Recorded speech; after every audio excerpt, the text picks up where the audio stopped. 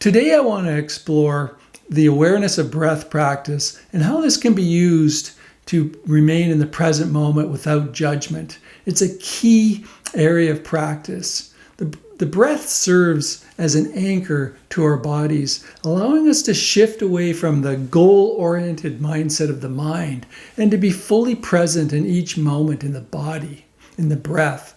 We observe how our breath changes with our emotions and thoughts and pay attention to the sensations in different parts of the body. As we practice, we notice that our minds wander, but this is not a problem. We just simply bring our attention back each time it wanders, using this as a moment of mindfulness, kind of exercising our mindful muscle. There's no right or wrong way to do this practice, and self-compassion is the key. This video concludes with 2 practical practices that can get you started. One is called noting thoughts, and the other is called counting breath. So stick around to the end for those practices. So let's get into it. The way we perceive and react to things depends largely on how we see or don't see them.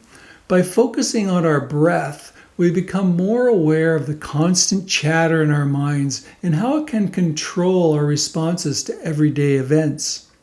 During the practice of attention on the breath, we may notice that our minds tend to wander, which is a universal phenomenon, and that's a key learning. But redirecting our attention from these distractions does require some practice and patience. It cannot be forced. One of the factors that takes us away from being fully present in each moment is our automatic tendency to judge our experiences as not quite right or not meeting our expectations. This can lead to a cascade of thoughts about blame, the need to change, how things should be different, often leading us down familiar mental pathways or ruts. As a result, we lose awareness of the present moment and the freedom to choose our actions. However, we can reclaim our freedom by taking a simple first step by acknowledging our current reality without immediately falling into automatic judgments, fixes, or desires for things to be different.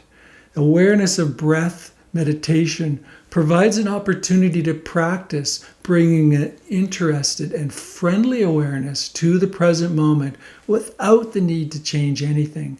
There's no goal to achieve here, such as relaxation or stopping the mind. We're simply bringing our attention to our experience moment by moment. You might be asking, why the breath? Why focus on the breath? The reason is the breath is always present. If you're alive, you're breathing. And it helps us anchor to our bodies. It helps us shift away from the abstract realm of the mind and instead directs ourselves to something more concrete. The breath can serve as a kind of temporary substitute for the habitual thought patterns, allowing us to be fully present and attentive to the way things are in each moment. During our breath meditation, we focus on our natural breath without trying to control or manipulate it in any way. We observe how our breath changes with our moods, becoming shallow when we're angry or anxious, faster when we're excited. We pay attention to the sensations of the breath in different parts of the body, such as the tip of the nose, the belly, and the back of our throat or our chest, wherever it feels kind of easiest, most natural, or predominant for you. That's the easiest place to connect with it. As we practice, we inevitably notice that our minds wander. And this is an important noticing. We often don't realize how busy our minds are, but we just use this as an opportunity to come back to the present moment and come back to our breath. It's stepping back from our thoughts so we don't escalate into old habit patterns of thinking, and instead we rest in the spaciousness of the breath. As we're resting on the breath, the key part of the practice is just allowing everything to be what it is. no matter what is arising, whether we find it pleasant or unpleasant. I'm going to read a poem by Rumi called The Guest House. It reminds us to welcome all our experiences and emotions with open arms, just like welcoming guests into our house. It encourages us to be open and non-judgmental and curious about our experiences during our awareness of breath practice. We can approach everything, our thoughts, emotions, sensations, with this kind of acceptance, that as they're all part of the human experience. Here's the poem. This being human is a guest house. Every morning a new arrival, a joy, a depression, a meanness, some momentary awareness comes as an unexpected visitor. Welcome and entertain them all, even if they're a crowd of sorrows who violently sweep your house empty of its furniture. Still, treat each guest honorably. He may be clearing you out for some new delight, the dark thought, the shame, the malice. Meet them at the door laughing and invite them in. Be grateful for whoever comes, because each has been sent as a guide from beyond. As we start meditating with the breath, we often realize just how chatty our minds are. It can actually be initially quite disturbing to see that there's really nothing we can do to control a constant stream of thoughts. We may have thought that we're the ones doing the chatting, but now we see that our minds simply do it on their own without our consent.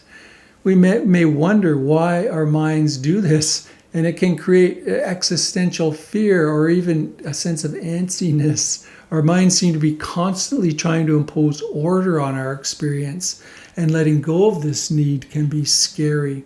But as we continue to practice, we begin to discover that all the talking in our minds is not a problem itself. The real problem arises when we believe and follow every thought that arises, allowing ourselves to get caught in the never-ending train of thoughts. We can easily talk ourselves into misery in a matter of moments, getting carried away by these stories that our minds create. So the key is to disentangle our awareness from our thoughts. We can learn to discriminate between our thinking and our witnessing of thinking.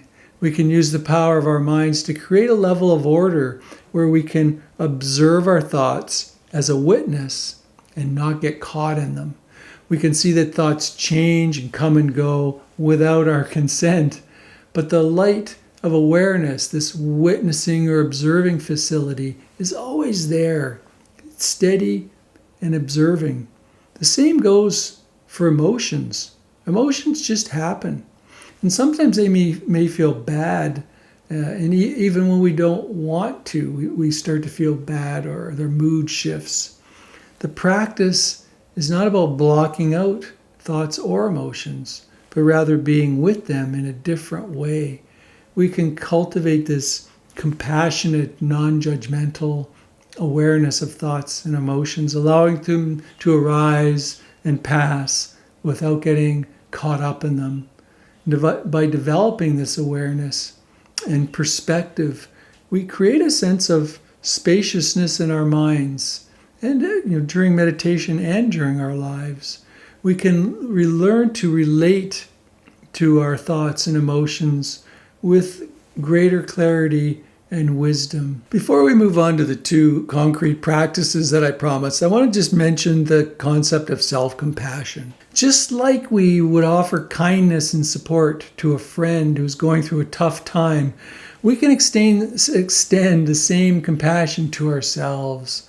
We can recognize our common humanity, understanding that suffering is a part of the human experience, and that stuff happens to everyone at times in their life.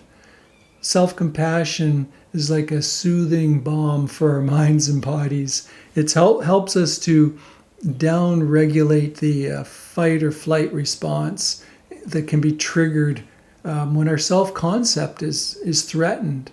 So here are the two practices that can get you started. One's called noting thoughts and the other's called counting breaths. I'm going to start with counting breaths. It's a simple yet powerful technique often used in meditation. The basic idea is to count the breaths as a way to bringing the thinking mind into the present moment and to cultivate mindfulness. Suzuki Roshi, a Zen teacher from California, emphasized the practice of counting breaths as a means to anchor our attention to the breath in the abdomen. With each exhalation, we start counting from 1, and then we just continue up to 10. If we reach 10 or we lose count, then we start again at 1. The purpose of the counting is not to focus on counting or the numbers, but rather to help us develop a caring and attentive relationship with our breath. Counting breaths serves as a kind of gentle reminder to bring our attention back to the breath whenever the mind wanders. It encourages us to notice the sensations of the breath in the abdomen and to take care of our breath by staying present with us. It helps us train our minds to be focused and present and attentive to the present moment. This practice can be especially helpful for calming a restless or overactive mind, as it provides a point of focus and helps us to step out of the mind chatter. It allows us to develop a deep connection with our breath and our body and promotes a sense of inner peace and awareness. The second practice is called noting. As you settle into your meditation, you'll notice the chatty nature of the mind again. Thoughts come and go like a constant stream. We can begin to employ the technique of noting thoughts, just as you would jot down a list of the top 10 tunes on the radio. So we're noticing the top 10 thoughts or tunes that play in our heads with curiosity and non-judgment. We observe the thoughts as they arise one by one. You may notice or label them as just thinking, or perhaps it's planning or remembering or worrying or a story of the boss story, the mother story. Just notice the thoughts in this way without getting caught up in their content and being carried away by them. We simply notice their presence and let them be, like we hold a tune on the radio without getting attached to it. We begin to see how thoughts can be like catchy tunes, right? They play on repeat and often just changing from one to the other on an endless loop. And some thoughts may be familiar, like a favorite song that we've heard before, while others may be new and surprising, like a new tune on the charts. Some thoughts may be pleasant, while other thoughts may be unpleasant or even distressing. With this process, we start to cultivate a sense of detachment from our thoughts, realizing that they are not us, but rather just mental events that come and go. We begin to notice the impermanence of thoughts, just like changing melodies of the top 10 tunes. Some thoughts may linger for a while others fade away quickly, replaced by new ones. With this practice of noting thoughts, we develop a new relationship with our minds. We become more aware of the patterns and habits of our thoughts, and we learn to observe them with curiosity and kindness. We begin to see that thoughts are not something to control or suppress, but rather something to witness and acknowledge. As we continue to note thoughts in our meditation practice, we start to develop a real sense of presence, of this aware presence that's always there. We become more tuned to the present moment, grounded in the awareness rather than caught up in the content of our thoughts. A sense of spaciousness, of freedom from the grip of our thoughts starts to evolve, just like the changing of melodies of the top 10 tunes on the radio. The awareness of breath practice is not just for beginners. People that have been doing this for decades still practice awareness of breath. And it can be done anytime during the day to kind of center and ground you in the moment. I hope you enjoyed this video. If you did, please leave some comments, or if you have a question, leave a question. And I would appreciate it if you'd either hit the like button and subscribe to the channel. I appreciate all the support that the channel's starting to get. Thank you, and see you soon.